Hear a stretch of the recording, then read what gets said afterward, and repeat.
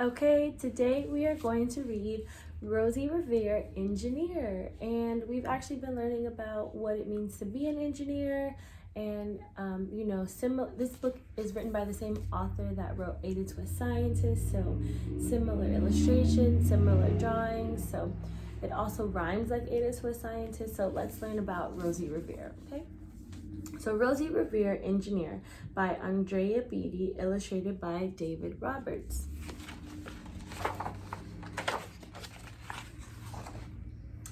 This is the story of Rosie Revere, who dreamed of becoming a great engineer. In Leela Greer's classroom at Blue River Creek, young Rosie sat shyly, not daring to speak.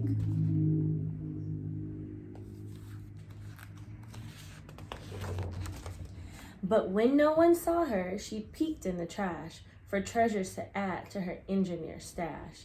And late at night, Rosie rolled up her sleeves and built in her hideaway under the eaves.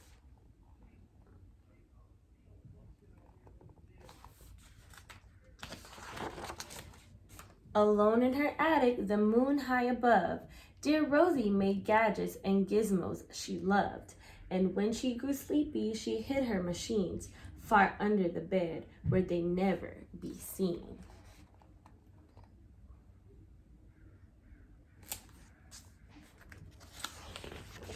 When Rosie was young, she had not been so shy. She worked with her hair, swooping over her eye, and made fine inventions for uncles and aunts, a hot dog dispenser, a helium pants.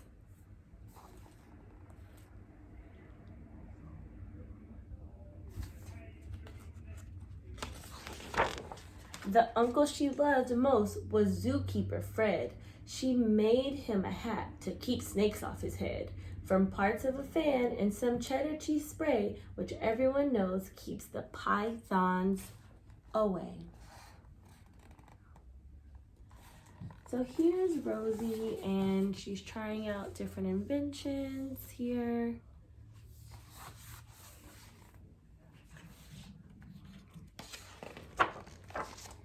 And when it was finished, young Rosie was proud. But Fred slapped his knee and chuckled out loud.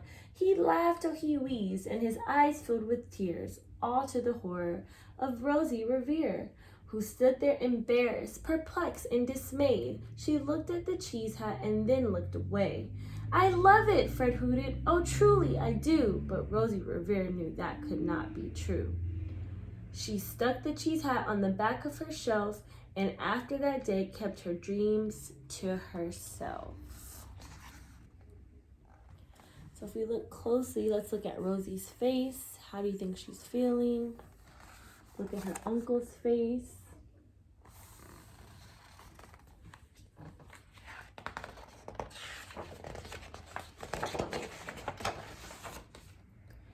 And that's how it went, until one autumn day, her oldest relation showed up for a stay. Her great-great-aunt, Rose, was a true dynamo who'd worked building airplanes a long time ago. She told Rosie tales of the things she had done and goals she had checked off her list one by one. She gave a sad smile and she looked to the sky. The only thrill left on my list is to fly.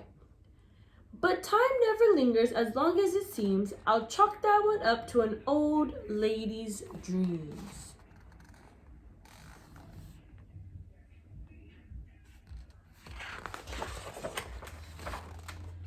That night, as Rosie lay wide awake in bed, a daring idea crept into her head. She could build a gizmo to help her unfly. She looked at the cheese hat and said, no, not I. But questions are tricky and some hold on tight, and this one kept Rosie awake through the night. So when dawn approached and red streaks lit the sky, young Rosie knew just how to make her aunt fly.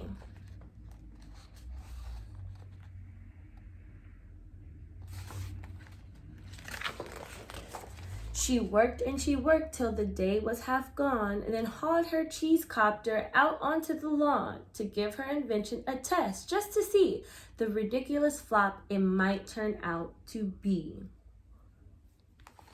Okay, so here's Rosie with her invention. What predictions do we have? What do you think is going to happen with Rosie's invention for her aunt to fly?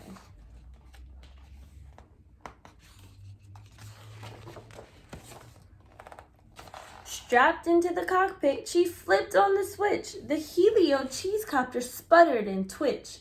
It floated a moment and whirled round and round, then froze for a heartbeat and crashed to the ground.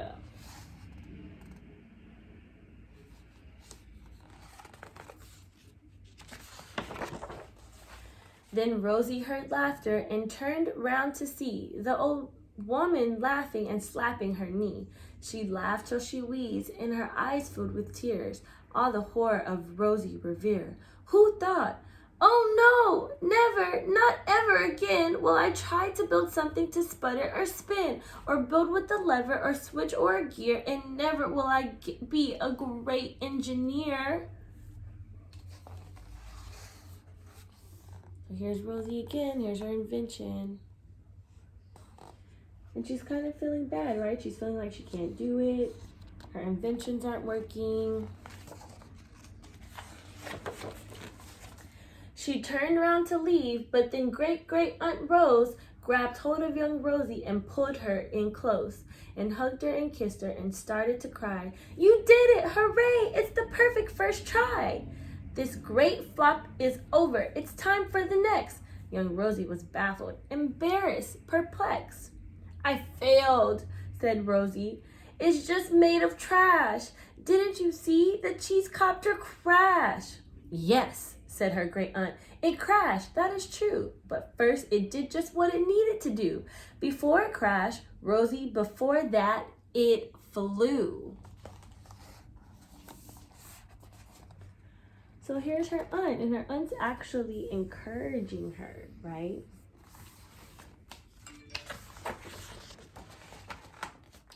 "You're brilliant. First flop was a raging success. Come on, let's get busy. On to the next." She handed a notebook to Rosie Revere, who smiled at her aunt as it all became clear. Life might have its failures, but this was not it. The only true failure can come if you quit.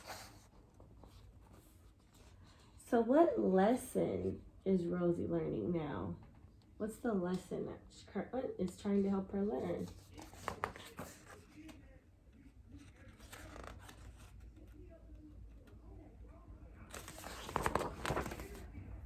They worked till the sun sneaked away to its bed. Aunt Rose tied her headscarf around Rosie's head and sent her to sleep with a smile ear to ear to dream the bold dreams of a great engineer.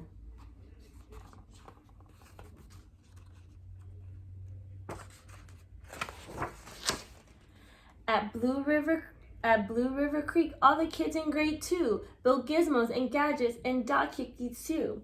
With each perfect failure, they all stand and cheer, but none quite as proudly as Rosie Revere. Rosie Revere, the engineer. The end.